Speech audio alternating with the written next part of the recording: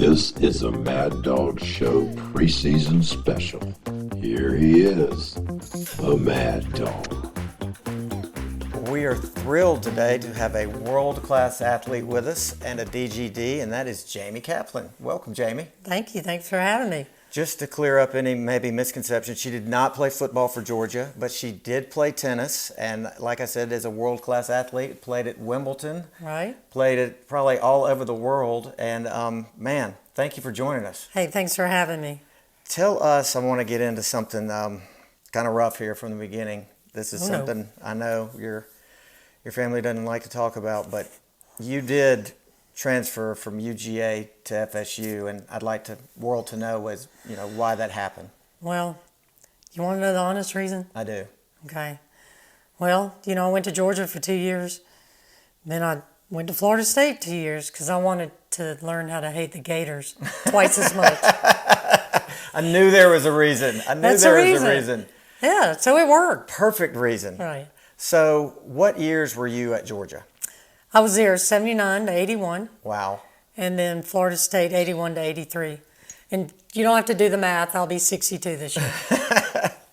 So, you're there when things are just really starting to pop. You're there for the arrival of Herschel, obviously. Right. That was my sophomore year. That was your sophomore year. What was it like just to be on campus at that time as Georgia's just coming onto the national stage?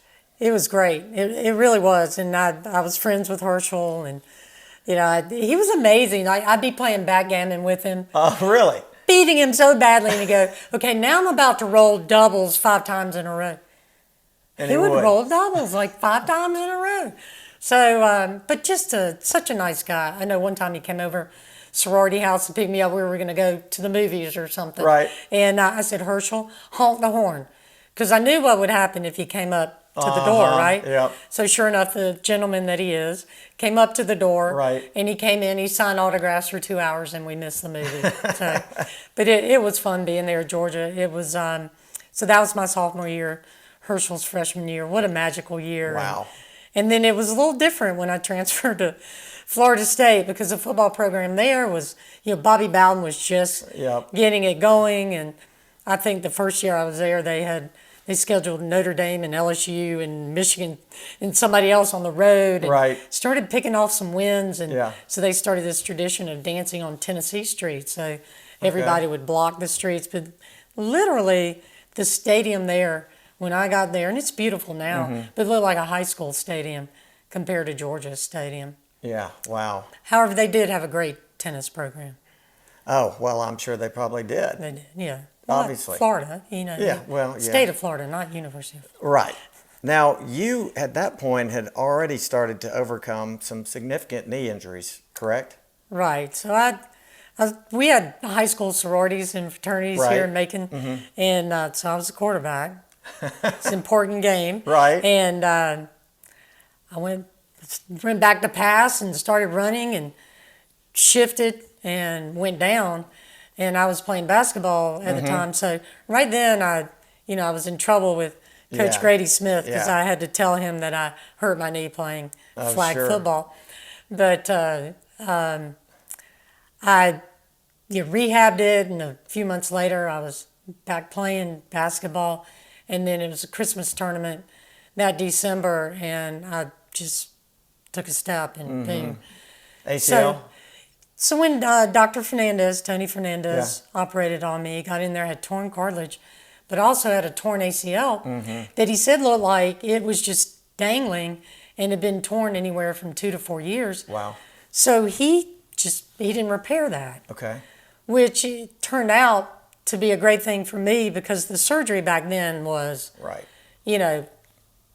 now they make an incision this big. Back then, it was an incision like the whole length of the side of your leg and this whole complicated process with the IT band and in a cast and all of that. So because he did not repair it, I'm convinced that's why I was able to play another 11 years on my knee with no ACL. I really think if he had repaired it then, I would not have played professional tennis just because of the procedure back then. That's fascinating because right about the same time in '82 is when I blew out my ACL and I went ahead and had the surgery and I've got the scars to show for it. And is that what stopped your professional it sure football didn't help. career? Yes, that's exactly. It cut my 40 time from I told a you if you had 4.3 waited. to a 4.7. If you had just waited after you were done with the NFL. I needed technology to catch up with me. But so eventually, how many knee surgeries did you have? Well, I think I've had around 8. I think the right knee's winning 5-3. Oh, really? So you've had both? Yeah, I have. And the left one, just some, arthroscopes. Dr. Bill Barnes has been amazing here with the ACL repairs. And when I was on the tour, I literally on a Tuesday morning, I had some loose bodies and some roughed up cartilage. Tuesday morning at 8, I had an arthroscope. Right. The nurse came in. I was sitting there with my mom. Nurse came in and she looks at the orders. She goes, "Excuse me," and she walks out. She came back in. She goes, "It's right. You're supposed to report to rehab this afternoon." So I went over at like 1 o'clock over to their, the rehab place. It was called Atari. And I did the bicycle and the Stairmaster that day. And I did therapy twice the next day, twice the following day. And on Friday morning, I went out to Idlauer and I hit tennis balls 4 days after my surgery. Wow. So they had a big poster of me on the wall with these 4 Band-Aids on my knee. Wow. Hitting a backhand. So I was right back on the tour in no time. So I did, I had these injuries and, if I hadn't had them, I would have done better, would have played longer. That's what eventually got me at Wimbledon in '89. Right. Because I didn't have that ACL, I knew what I could and couldn't do on the court. And one thing I couldn't do is have my leg out straight and turn or come down on it. And I knew I couldn't do that. And I, not even thinking about it while I'm playing, wouldn't do that. But this one particular point, I was down, I was playing at singles. It's kind of a long story, but they had this thing called the plate at Wimbledon. And it was a consolation for people who lost first round of singles or who played doubles only. So I was playing singles, and I was down 6-2, 5-1, 30-15. I was almost in the comfort of the locker room. I hit a forehand, anticipated a backhand, and then she hit behind me, and I turned, and my leg was straight, and I literally grabbed my leg because I thought it'd be dangling, right. Because it hurt pretty bad. So I came home and did some prehab before I had it operated on, had the ACL repair. I had every intention of going back on the tour, but I just settled back. Life in Macon, I'd already gotten a job in January of that year. River North hired me as their director of tennis touring pro. And they said, you travel when you want, you're here, when you need to. Okay. And you're here when you can be here. So it was a great situation for me. And 6 months later is when I blew out my knee, did the final straw to it. So I had a job to fall back on, so I was very blessed. Well, you hear about, people blowing out their ACLs just so routinely now in sports that I think most people, unless it's happened to them, don't realize just how traumatic it is. When you go from being so active and competing at the level you are to all of a sudden you're sidelined, you could go, it gets depressing. Yeah. You see your teammates doing all that, but that's nothing compared to, the other challenges you've overcome, which is obviously your leukemia story. Right, yeah. And it makes your ACL stories look like nothing. You're an ACL survivor, leukemia survivor. So I guess maybe tell us a little bit about that. That's just an amazing story in and of itself. Yeah, and I think that the experience I had, 16 years old, having this knee surgery and facing something, it was traumatic to me back then because, from the time I hit my first tennis ball, when I was 9 years old, I was going to be a professional tennis player. And so here I was not, the day after my surgery, my legs, now this is when I'm 15, almost 16, the muscle's been cut through, it's gone down to nothing. Because I had a big incision for cartilage. Back then, before Right. the arthroscopes were really, I think they had hit the West Coast, but not the East Coast yet. Dr. Job out there in California. But, I sitting there thinking, well, I'm never going to even walk again. You know, it was so dramatic. And I was sitting there doing rehab one day at the hospital. Back then, you stayed in the hospital for I was in the hospital 11 days. Really? For a knee, just a cartilage. Yeah. Now it's outpatient, right? Sure, yeah. But I was going to rehab, and I was being I'm not going to say it on your show, but I was not being nice. I was just, woe is me, my world's crumbling, going to rehab, and, don't make me do that. Right. And they wheeled in this woman who had her leg amputated. And I'm like, you idiot. Right. That woman would give anything to be me. Yeah. So that was a aha moment in my life. And so I guess, it really changed how I looked at a lot of things. And so 2000, I guess it was 2009, late in the year, started having some sciatic pain in my left leg. When I was on the tour, I had it in my right leg. I'm like, here we go again. I got sciatic pain, but oh well, let's, suck it up and move through it. I was teaching tennis. I was still playing a lot. So I was out in San Antonio. I was playing on the intersectional team. The Southern had a team. We'd play against Southern California and Texas and Florida and the Midwest. And so all these sections would go to this tournament. It's called intersectionals. Yeah. And so I was playing on the team, and God just kept getting worse and worse. So I came home and still just kind of battling through it and feel better. Okay, I'm getting better. And so about January, February, I went to Dr. Barnes. I said, something's going on here. It's just weird, acting weird. He x-rayed my back, and he said, I don't see anything. He knew I had a high pain threshold, dating back to, the 4 days later playing tennis. Right. So he knew I wasn't just complaining about a little pain. So he sent me for an MRI and a CT scan, and it showed this, what at the time they were calling this tissue that was in this one area. And one test led to another, and a very long needle biopsy. I never saw the needle, but it went from my back to the front here, and I got diagnosed with leukemia. And it was a very rare form. Instead of being in the blood, it was inside the bone. It was outside of the bone. It's called extramedullary, and they were tumors. Right.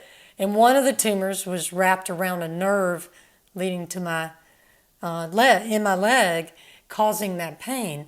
I had another tumor on my back, and I had another one on my right leg, and those didn't cause any pain. And so if this one hadn't caused any pain, by the time we figured it out, it would have been too late. And so I was coaching Stratford tennis at the time, and we had the state tournament coming up the next week, and I asked the doctor if I could wait to go to Emory the following week, and I got permission to do that. And so, about 9 days later, I started chemo and I was in the hospital for about 3 or 4 weeks the first time. And what they do with leukemia is they give you this chemo and they destroy your bone marrow. Absolutely destroy it. And that's where your platelets, your red blood cells, your white blood cells.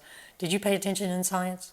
Well, sometimes, okay. But I know, you're everybody's friend, and you had to wear a mask to keep infection away, and so we all had to hold off on hugging you until the mask was gone. But so I knew that was, your immunity was compromised. So that's what they do is they destroy your bone marrow. It regenerates in hopes that it gets rid. When it comes back, the leukemia is gone. So mine was mostly gone after the first round. I had a second round. And then I had a third round and had a bone marrow transplant. And I actually got to meet my donor about a year and a half later. Wow. It was really cool. Yeah. We happened to be going to Miami at the same time. And so my whole family came down there, and his whole family was there. It was a really neat moment. That was powerful. It really was. Wow. It really was. So, I'll be 13 years old. Well, that's August 27th. 13 years in the clear. Yeah. So what they do is the day they come in, the day you have your transplant, that's your new birthday. Okay. And so that was August 27th of 2010. So I got a birthday, my 13th birthday coming up. Well, congratulations. I'm going to be a teenager again. Yes, exactly. That's exciting. Well, it is exciting, and you've overcome that, and then you have just become a charity powerhouse, just with all of the different things like the 5-star, your work with the rescue mission. That's all I can remember off the top of my head. But what are some of the other charities you're involved with, and tell us about the ones that you're in now? Well, so growing up, I had a great role model, and my mom so involved with so many charities, giving back, and then Mike, when he got to that age, out of college and a businessman, he started getting involved in a lot of charities. And so I had great role models in that respect. And when I was playing on the tour, I played in a number of pro celebrity charity events and met a lot of your former professional athletes, actors and actresses. And of course, I always got teased about, Macon, Georgia. It's like the first time I ever met Bud Collins. Okay. He says to me, I'd be willing to bet you're the best player to ever come out of Macon, Georgia. He used to call me the Macon Masher. He always had Steffi Graf was Fräulein Forehand. Right, So he always had a nickname for everybody. So I was the Macon Masher. But I played in these events, and I'd always say to people, because they tease me about being from, where's Macon? Little old Macon. And so one day I'm having an event, and you're all coming. And so in 1989, I started it was called the Charter Celebrity Tennis Classic. And it benefited what is now the Advocacy Resource Center, the ARC. And Mike, at the time, because I'm married, was president of the board. And I called Mike and I said, I want to do this event. I have an idea. And who can it benefit? And he goes, well, I got just the charity. And so that first year, we did it for that. Back then it was called the Association for Retarded Citizens. Now it's called the ARC. And we had this event, and I had Franco Harris, Robert Fuller from Emergency, Jennifer Savage from St. Elsewhere, Tony O'Dell from Head of the Class, Shirley Hemphill from What's Happening, Lyle Wagner from the Carol Burnett Show, Hank Aaron came down, John Volstad, who was the other brother Daryl, on the Newhart. Gosh, who else did we have? We had Dana Hill, who was in Vacation. Greg Brady. We had Barry Williams from the Brady Bunch. And so, we had all these celebrities converged on Macon, and we had this 3-day tennis event. And we raised $23,000, and I thought I was hot stuff, because I was, that was 35 years ago. This is 36 years ago. This is 34 years ago. This is our 35th event this year. So the event started as tennis, and then we added golf a few years later. We had Charter Celebrity Tennis Classic the first year. The second year, there was another car dealership that's no longer, the gentleman who owned it's no longer, he hadn't been in Macon in years. He sponsored it the second year.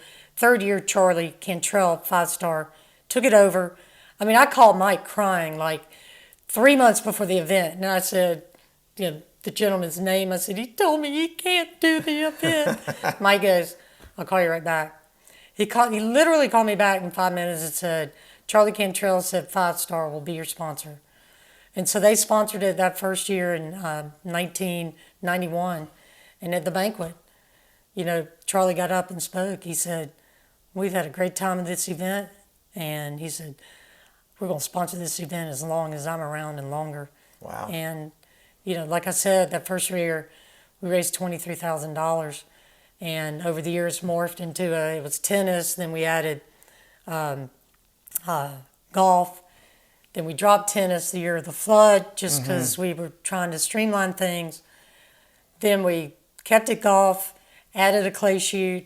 And so now it's a clay shoot, an auction, and a golf tournament. Are you going to add pickleball? Because everybody's doing pickleball. Come on, you want to add something? I don't like pickles. Anyway, so we also benefit, not only, most of the proceeds go to the rescue mission, but a good portion goes to Macon Volunteer Clinic that Dr. Chapin Henley founded. Right. When we brought Russell Henley on board, because we had Kevin Brown involved for years. Kevin was involved since 91. Right. And then when we added golf, and then in 99, when he signed his contract with LA, I asked him if we could put his name on the tournament, and he just was so gracious in letting us do that. has been so involved with the event for so many years. And then brought Russell on board. We said, let's add Macon Volunteer Clinic and Fellowship of Christian Athletes. So, we raised over $1 million now. But I'll tell you, 5-Star is a huge, huge part in that. Mm-hmm. Charlie Cantrell, some of these events, you have a sponsor. Here's my check. I'll see you at the golf tournament. He's the chairman of the board of the rescue mission. He's just, we have meetings to organize the sponsor part of this event. He has his top level management that is all in helping get sponsors. So it's truly a team effort with 5-Star, with the rescue mission, with me, with Macon Volunteer Clinic and FCA. And so it's a big old team effort, and it's a lot of work. Oh, I can't even imagine the number of emails you sent. Oh, gosh. I get teased about still having my AOL email. I'm like, look, when I started this tournament in 1989, and I'm not sure, was that, I don't know if we had email back then.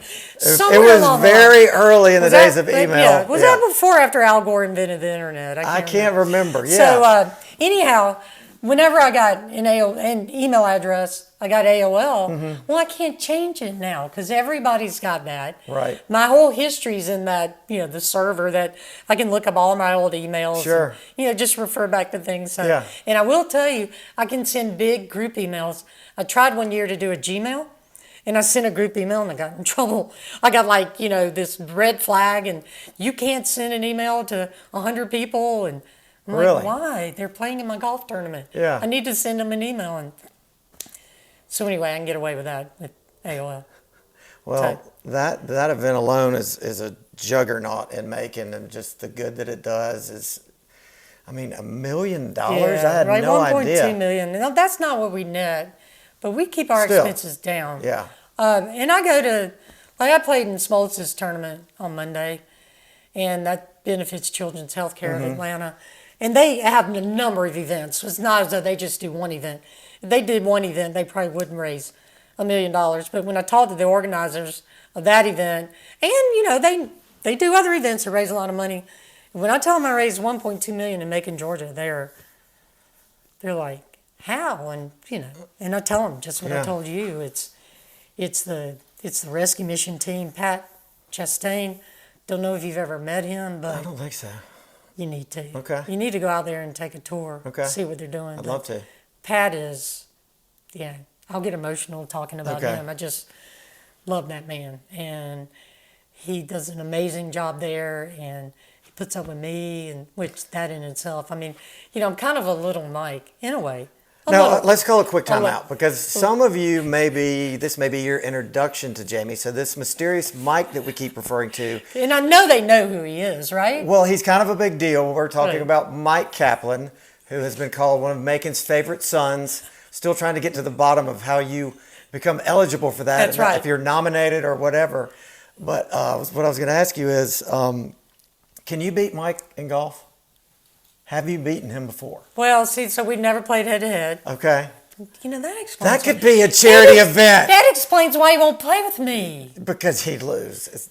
That's a charity. That's a charity event unto itself.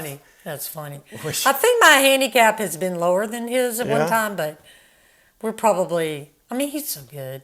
If we played head-to-head, because he's really good in tournaments, and when there's pressure, I think he'd get me. But a little fun fact. Yes. Mike has had 2 hole-in-ones, however you say that. Yeah. He's had 2. I've had 1 on the same exact hole at the same exact pin position. Which was what? Number 2 at Idlauer. Wow. So he's had 2, and I've had 1. Number 2 at Idlauer, same pin position. Okay, I need to know the pin position because my youngest son had one there. Front. His was like right in the middle. Yeah, this was front. Yeah. And so that was January. That was, everybody loves to have a hole-in-one. It's so funny that people go, oh my gosh, you're so good at golf. I went, a hole-in-one is not. You're good because you got to get it on the green, but there's a lot of luck with. Yeah. If it had to do with being good, the pros would have a hole-in-one all the time, right? Sure. And then I reached my other goal. I've been wanting to be on the green with my drive on number 11. Now I play the green tees, so I play the forward tees. But the last day I played, it was right before Selfish Saturday. Have you ever talked about that on your podcast? Selfish Saturday. I'm not familiar with that event. I'll tell you about it later when we're off air. Yeah. But so it was the last time I played before then, and I finally drove it on the par 4 green on number 11. Nice. I 3-putted. Uh-oh. Yeah. We can edit that out. Yeah. Okay, so one question I usually ask people, such as yourself, is if you could have dinner with 4 people, living or dead, who would it be? But in your case, we're going to change it.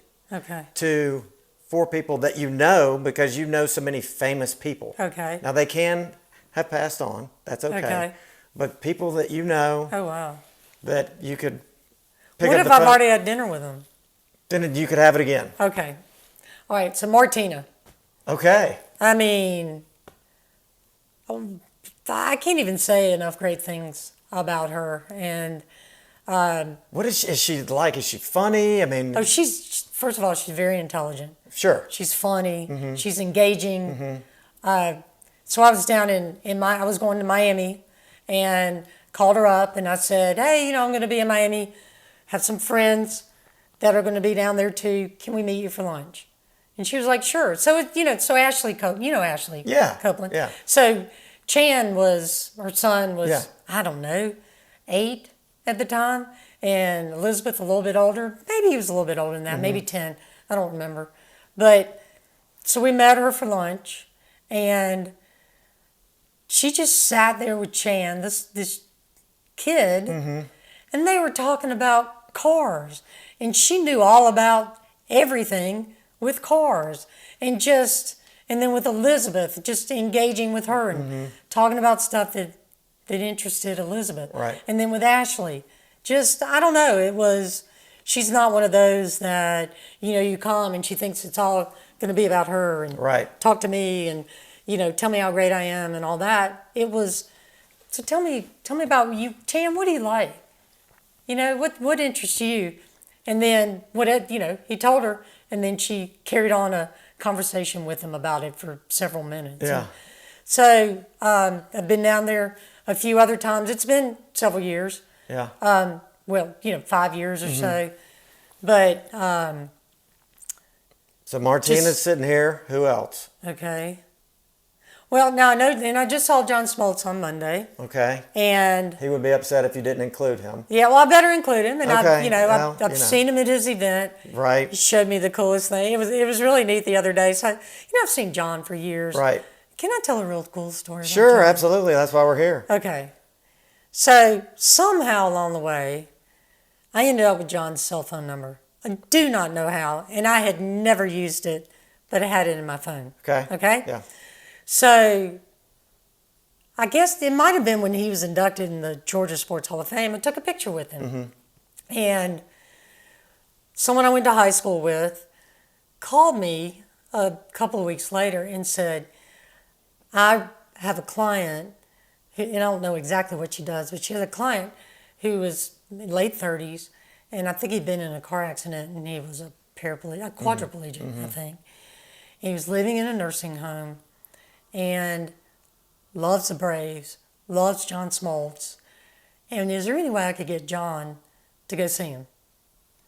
And I'm sitting here thinking, I said, Katie, I have his number. I've had it a long time. I don't even know if it's his number anymore, but I'll try him. So I texted John, had this friend from high school. Hey, this is Jamie, the tennis player in Macon. When I first got to know him, I would always say that to just make sure he knew who I was. Yeah. So I explained the situation to him immediately. Like 1 minute later, he writes me back, I'm going out of town for a few weeks. I'll be back. When I get back, I'll let you know. I'll let you know when I'm going to be in town a few days, and we'll set it up. All right, so immediately I go, okay, this is someone who now has John Smoltz's old phone number, knows that people think he's John Smoltz, and he's pulling my leg, right? So I told Katie, I said, Katie, this person might be just yanking my chain, because I'm not sure it's John. He wrote me back immediately. He said he'd get back in touch with me. So we'll see. 3 weeks go by. I get a text on a Monday morning. Hey, Jamie, I'm in town the next 3 days with Tuesday, Wednesday, or Thursday work. And I said, well, can I connect you with Katie because I don't know the schedule. Yeah. He said, sure. So I connected him to Katie. Next thing I know, she calls me like Thursday in tears. John went there. He brought brought the young man an autographed glove. And I think John, has he written a book? I think so. So he brought him an autographed book. He signed autographs for everybody that worked there, just spent time with each person. The guy's family was all there, took pictures, signed autographs, and invited them to sit in his suite at a future Braves game. Wow. Now that's John Smoltz. Yeah, that's cool. Yeah. So when I see him in small doses because I was just at his tournament Monday. Sometimes I get a chance to go the night before to the that party, the auction party, but I didn't get to go this year. So I get to talk to him in really small doses. Yeah. Monday I saw him, and he goes, "Hey, come here." I'm like, I want to show you something on my phone. And I was like, John, what does John want to show me on his phone? So I'm going to keep it a secret. It's going to be something that he has come up with that involves tennis and golf that might be happening. So I'll keep you in suspense on the edge of your chair like you already are. So John Smoltz would be great to have dinner with, to just have a one-on-one. We got a great start here. We got a great start. We got Martina and John, you, 2 more. God, 2 more. So these are people I've met that... Just you've met, you've hung out with, you'd like to just, hey, we're having a dinner party. These people would be interesting to have in the mix. Yeah. That's a tough one. I know it is. It's really tough. You knew I was going to ask these hard-hitting questions. Share. Hard-hitting. Does it have to be an athlete?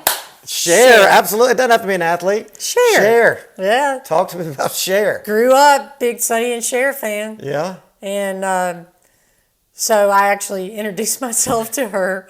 And when Greg passed away and they had the funeral here and they had the party at the big house. Right. And so she walked up and I went up and introduced myself to her. Why would you not? Well, if I'd known what the reaction I was going to get, I might not have. But she just, did that at me.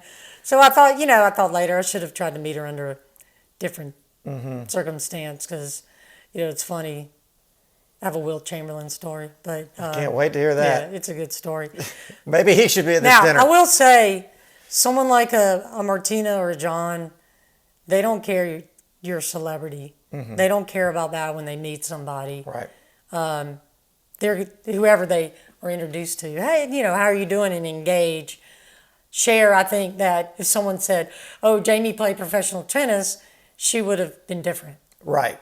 Okay. But this was at. It was at a. I don't want to say it was a wake, but it was the music afterwards, the celebration of his life and all that at the big house. So you're saying at your fantasy dinner party, you think if you had a second shot at Cher, she would talk to me. You get her to warm up. I could get her to warm up. I'd probably have her singing. I have no doubt. I'd have her singing, Half Breed by the end of the evening. Which was a great video. Was it? It was a great. No, that's out there. Oh God, I hadn't seen the video. Go look up on YouTube her video. Okay. It's amazing. I'll do that. But so I was a big, I was watching on TV, the Sure. Sonny and Cher show. Before I come up with my fourth one, you want to hear my Wilt Chamberlain story? Go. Again, this is celebrity not going to get the time of day until he knew who I was. Okay. I walked up to him. I was playing Virginia Slims of L.A. Okay. And I walked up to him, because Wilt Chamberlain, are you kidding me? Yeah. So I stick my hand out and I said, "Hi, Mr. Chamberlain, my name's Jaime Kaplan." He's looking at me like, "Who the heck are you?" I said, "I'm playing in the tournament." "Oh, hey!" So he starts talking to me. I had a match that day. He watched my match. And, he watched the whole thing, talked to me afterwards. And then I was staying with my brother Hugh. Yeah. And he lived out in California at the time. So I went home and like, oh my God, Will Chamberlain watched my match and this and then. And Hugh's like, right, Jamie. I said, really? I talked to him. Where are the pictures? Well, I'm not sure we had cell phones back then, so I didn't have a picture. And so Hugh was like, yeah, Jamie, right. So Hugh comes out there the next day and playing on this court that they had these bleachers that, they're like 5 rows, right? Yeah. So Hugh's at one end of the bleachers and Wilt is standing at the other end. He's tall enough. So, he's turned into a fanboy for you. Okay. Right. All right. And I'm not one of the 40,000, by the way. So, I was going to stop. It's a family show, okay. But you can tell us. Well, yeah. So, if you know, you know. If you don't know, at 40,000, right? Then it's okay. Right. So he's standing there. He's tall enough that he's at the top bleachers. He's going like that, watching, and Hugh's over there like, how can I talk to this guy? Right. And so, but he's still not convinced that I met Will. So some kids came up to him and said, Mr. Chamberlain, can I have your autograph? And he looks at them, turns this way to talk to him, and Hugh's over there within earshot. And he hears Wilt say to them, I'll sign autographs after I finish watching my friend Jamie play. So Hugh with that slides all the way up. Hi, Wilt, my name's Jaime Kaplan. I'm Jamie's older brother. So anyway, that was a great Wilt story. But he had this Honda. Do you remember those small Hondas? I don't even remember what they were called, but he took out the back seat and he drove from the back seat. Wait, he took out the front seat and drove from the back? He took out the front seat and sat in the back seat and drove from the back seat. Why was he in a tiny Honda? I have no idea. I don't even know how he got in and out of it. But he took out the front seat and drove from the back seat. So does he make the cut to come to your fantasy dinner, or is that a sidebar? No, that was he doesn't make the cut. No, he doesn't make the cut. That was just okay. That was a story that I thought of with Cher. It's a good one. Yeah. It sounds like he was in the running for a second, but he's not there. We got Cher, we got Martina. No, he was good just to talk to him. Oh, yeah, absolutely. Yeah. He was an instant fan. Okay, so one more. Living or deceased. Correct. My tennis coach in high school. John Drew. Yeah. Yeah, wow. I read about, that you having to play right after he had died and how tough that was for you, and then you felt like your players kind of went through the same thing because you had just announced your leukemia. Right. You just said you waited, and I know that I can't even imagine playing under that situation because I know he was a huge influence in your career. He was. He was a great friend, great coach, great, just everything. Real close to our family, and so yeah, my first trophy is buried with him. Are you serious? Yeah. Wow, man. Yeah. I never knew that. I never even knew the connection until I read the Telegraph article, given kind of your whole story from, Stratford on. Right. So was he a great coach, a great teacher as far as just fundamentals and all that for me? Probably not. Mm-hmm. I actually was taught by Rob Danner. Okay. And because he was a pro at Idlauer before he went to Northwestern Mutual. Right. So I learned from Rob Danner and Robbie Smith, and then Robbie Smith was at at Tatnall Tennis Center, and then when he left, John Drew Smith came there, and he taught me so much. We had these huge tournaments in town, and he would run them, and he would come over to our house, and he and my mom and I would do all the draws, and we'd do the seeding, and now it's all, done. You press a button and it does everything. But back then, I learned so much from him that helped me later. Like when I became a director of tennis at River North. It's River North, then I was at Healy Point, now it's River North again. Right. I knew so much how to do so many things on the job, even though I'd never been on the job. I had learned from John Drew Smith growing up.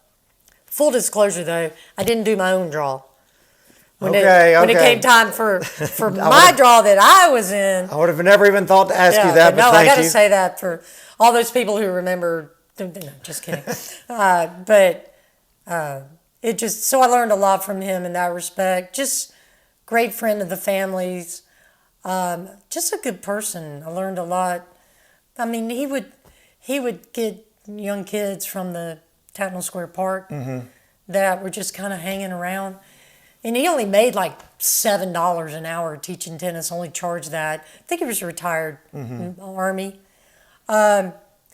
He would hire kids from the park and give them like $2 or $3 to help pick up balls. Just to get them involved. Yeah. And so just observing him and taking lessons from him and just being around him, he was just a great influence in my life. And so that's my fourth one. Just because I want to talk to him about what all I did after my senior year of high school when he died. Right. Wow. That would be a very, very interesting dinner party. Yeah. With those four there. I'd love to be the waiter.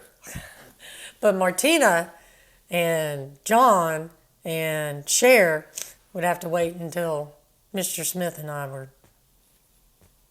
They could be in the parlor, having No, they got to sit there and listen. Oh, okay. They're there listening. Yeah. Well, you guys run the conversation first. I got it. Well, Jamie, it has been awesome having you here and joining us today. It's been fun. Thank you. I probably talked too much. You didn't talk enough. Champion in life, world-class athlete, coach, charitable queen, and ambassador for Macon. You're awesome. Love you. Love you too. Thanks Appreciate for coming. you. All right.